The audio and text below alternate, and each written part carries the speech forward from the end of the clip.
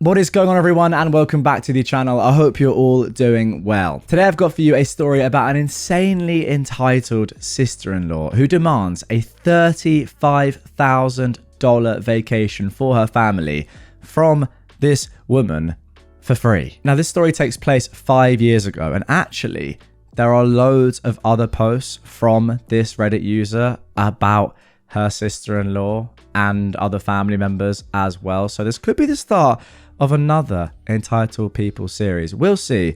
But without further ado, today I've got for you 2 posts about this crazy woman involving this insane holiday that she demands. So let's get into the first. The story of a sister-in-law who demands a holiday. To start with, I am a 46-year-old woman, married with 3 kids. 10 years ago, we came into a lot of money. I worked hard in a specific field that earns well, and I'd made some smart investments that paid off. I've been steadily adding to our bank account over the years. My husband considers this my money.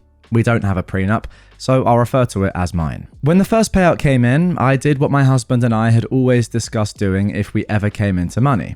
We paid off the mortgage, I bought a new car, and I managed to buy a nice house in our favourite holiday destination. We rent that one out to a lovely family for most of the year. We set up college funds for our children. Each got an equal amount, enough to cover 5 years of education. If any money is left over, they can use it as a down payment on their own house or apartments. As the money continued coming in, thanks to both my work and investments, I looked at how I could help my immediate family. My husband has 2 sisters, and we have 5 nieces and nephews on his side from one of them. My brother also has 2 children.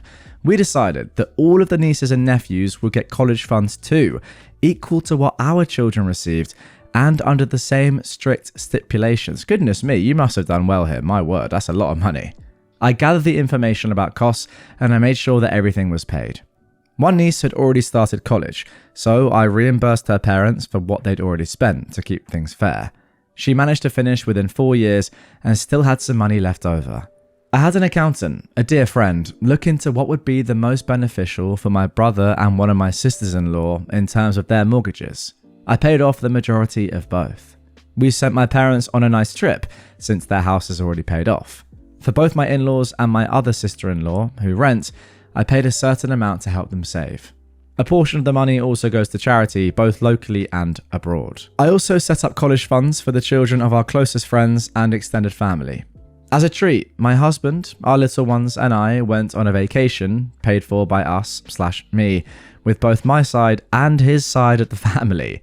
At this point, everyone was very grateful.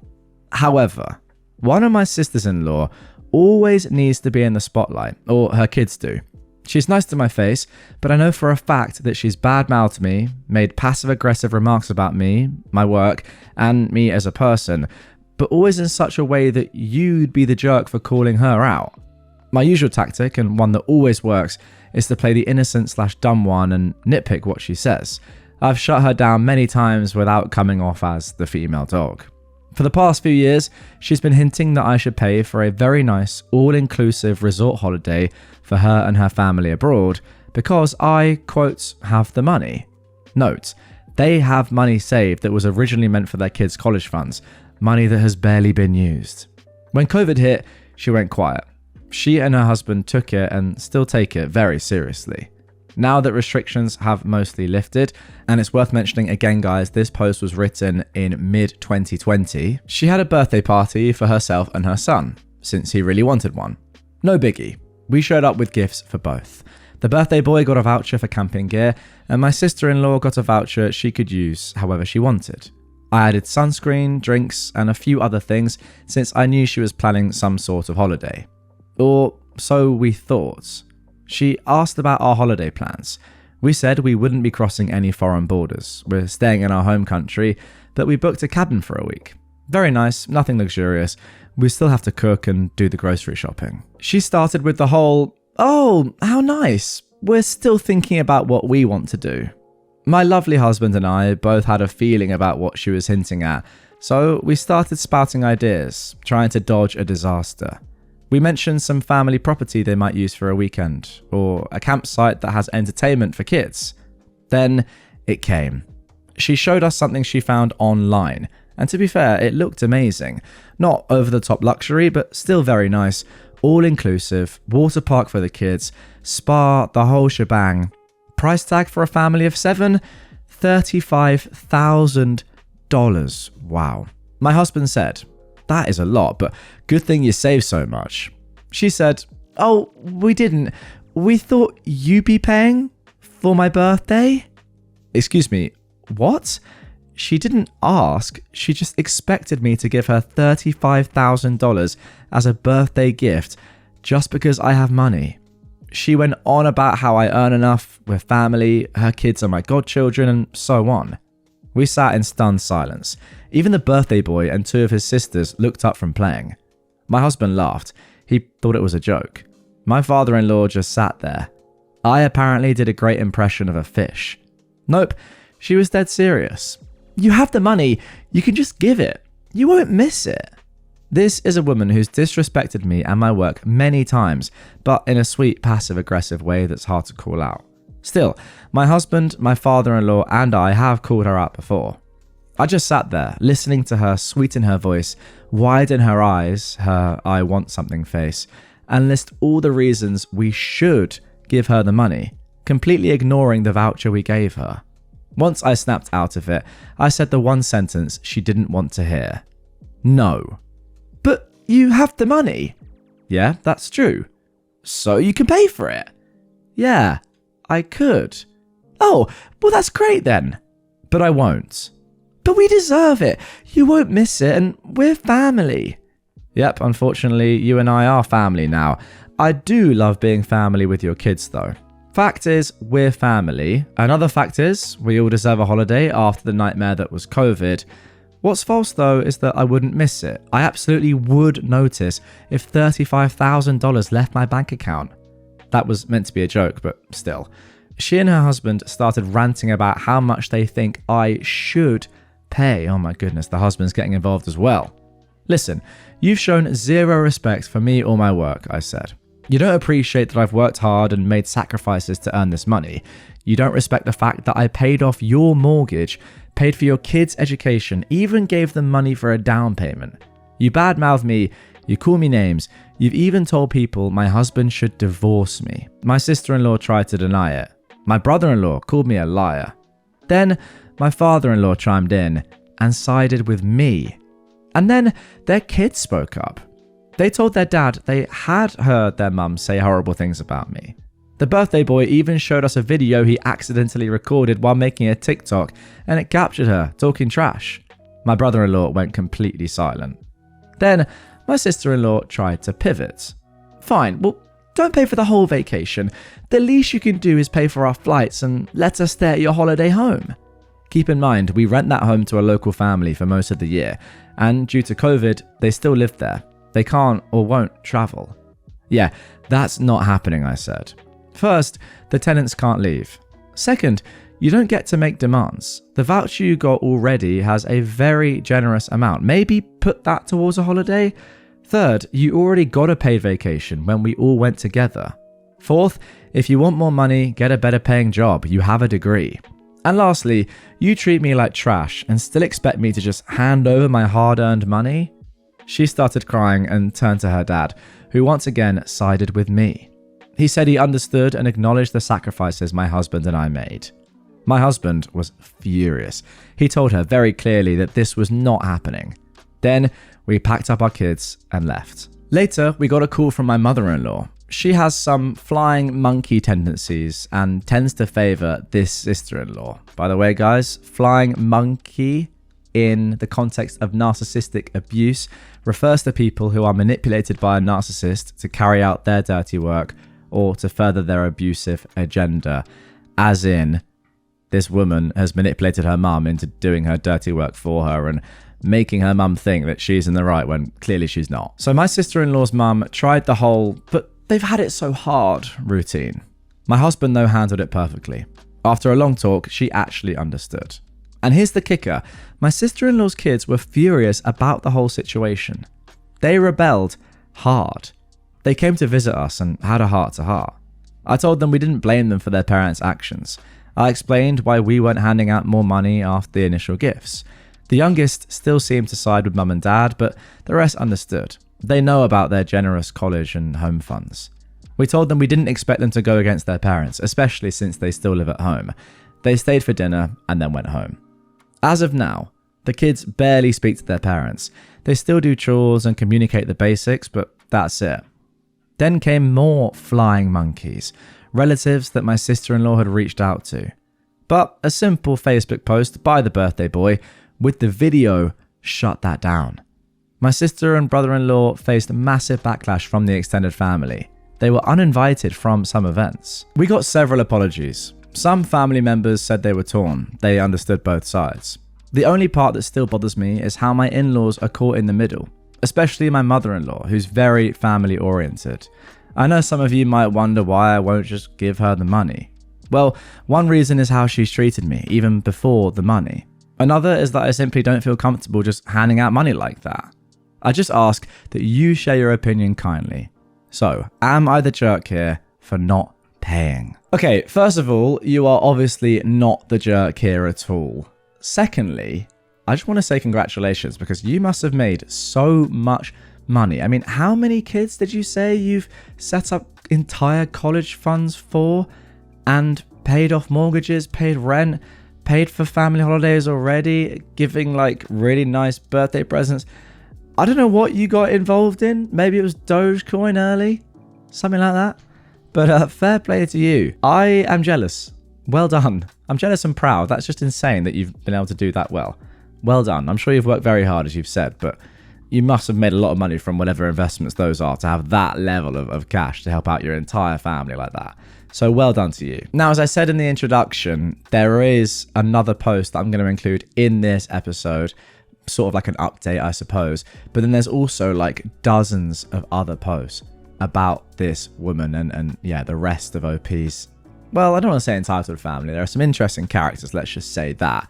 But yeah, it's just crazy that somebody would have the audacity to demand this when you've paid off their mortgage. They're still like, no, I reckon you can give me a $35,000 holiday for my 7 kids. Also, sorry, 7 members of our family. Also, $35,000 for one holiday. Like, I know you said it's not lavish or whatever, OP, but that's insane. Even if it was like a normal family of 4, right? How much is that costing? $25,000, $30,000 probably for one holiday? Where are you going to spend that much money? That's absolutely ridiculous. The audacity, as I said. But yeah, as I said, there's loads more posts to come. We'll just do one more today. This one comes from August of 2020. Kind of an update to that first story. Let's see what happened next. Okay then, the title of this next post is You Paid for Them, You Paid for Us. So, my sister-in-law was very disappointed and angry that I didn't bow to her every whim and pay for a holiday. We had some flying monkeys come in because of my sister-in-law. Most backed down, understood where we stood, and left us alone. Unfortunately, the whole family on my husband's side now knows we have a bank account with a lot of money in it. Since my sister-in-law had called a lot of family members to complain and spill the beans, they began talking amongst themselves and their children. Some of the aunts, uncles, and cousins didn't think it was fair that I paid for college funds for some of the cousins' children and that I paid for a family holiday. To note, I only set up college funds for the children of cousins we have a close relationship with. That's about 6 cousins with around 12 kids. I've been in this family for almost 20 years, and I only see most of the aunts, uncles, and cousins at the yearly or bi-yearly family reunion, if everyone even shows up. I've not seen some of them in 5 to 10 years. A couple of days after the fallout with my sister-in-law, one aunt and uncle called, something they never do. I put my phone on speaker as I was folding laundry. They asked how everything was going, how we were holding up during COVID and such. We exchanged some experiences, and then they said this. This was the start of the conversation. Listen, they said, we hear you have some college funds set up for some of the children of certain cousins. Is that true? Yeah, that's true, I said. I'm not a liar. Well, is it also true that you took your mother-in-law, father-in-law, first sister-in-law, and second sister-in-law and family with you on holiday? Yep, that's true. You also have a holiday home? Yes? Well, we do, but why do you want and need to know? Well, we never knew you had so much money. Well, a lot of hard work, sacrifices, dedication, and luck were part of it. You have to pay for our grandchildren's college funds as well, and we want to go on a holiday with our children too. We deserve it too. I was just in shocked silence. We're family, so you have to pay. At this point, I was in less shocked silence. Yes, we want college funds for our 6 grandchildren, each consisting of $800,000, and we want a holiday home like yours, but in another location. We already have one we want. We'll send you the information. And that also goes for our family holiday. We're family, and since you have the money, you can pay for us too. At this point, I'm in annoyed silence. They continue to rant that they deserved it because they're family, and family takes care of each other. My husband, meanwhile, had heard everything and was getting angrier. I pressed the record button halfway through the conversation and asked them to repeat their demands. I eventually asked them if they had more to say, which they didn't. I just flat out said that it wasn't going to happen, that they might think they're entitled to my money, but they aren't. I quoted the phrase that they, and many others in the family, told us when my husband and I didn't have money and were in a tight spot because of a health scare. We asked every family member if we could borrow some money, and we promised to pay it back. Only 3 of the 9 aunts and uncles helped us, and we paid them back. The quotes? "It is your responsibility to have and save enough money for the care, well-being, and education of your family. If you can't, then you don't deserve them. We won't be giving you any money." Stunned silence on their side. I told them to relay the message to the rest and not to call us with such demands. And I hung up. My husband was very proud. In the weeks that followed, some other aunts, uncles, and cousins called with the same demands. Only those aunts and uncles who helped us in our time of need called to say that it's our money, they've seen our generosity, and not to give more. One cousin called and asked for a certified loan for a down payment on a house, something I agreed to. They had the majority saved, but were short by $1,000. They needed to pay early to secure the house. Just now, I saw I received the first half back. That also raised heck. Then, with the aunts, uncles, and cousins, we had a Zoom call, and I explained my reasons for not doing stuff. I told them they could always come to us if they truly needed the financial help, but under legal contracts so that neither party would feel screwed over. The cousin who borrowed money even showed the certified/notarized loan. Most seemed to understand. Not entirely happy, but they knew they could come to us for help. Some, however, didn't accept that. Then came the cherry on top. I came home last week on a weekday to find a lot of parked cars in an otherwise empty street. I had to pass my house to park somewhere else, and around 15 to 20 aunts, uncles, cousins, and their spouses had gathered in the front yard. So much for social distancing. It turned out to be 3 aunts, 3 uncles, and a mix of cousins and their partners. I parked the car and I walked back home. Now, here is something that not many people know. I have security cameras around my house that record sound. Another thing that few people know, don't mess with me. I've been told my right hook is very painful. While walking back, I called the non-emergency line of our local police station. I told them the situation and warned that things might get out of hand. They said they'd send someone to assist. And poop hit the fan. The moment I came into view, people started screaming and cursing, telling me to pay up or they'd make sure I paid, one way or another. They began cornering me. Some pointed fingers in my face and poked my chest and arms. I told them multiple times to stop and to leave. Some neighbours also called the police, and more officers arrived and tried to get through to me. Then, one uncle made a mistake. He slapped me. A man of about 6'3" slapped me, a woman of 5'2", across the face in full view of the cops. The crowd went silent as he got in my face, ranting that I had to obey him as an elder, with his hand raised like he was going to slap me again. He didn't get the chance.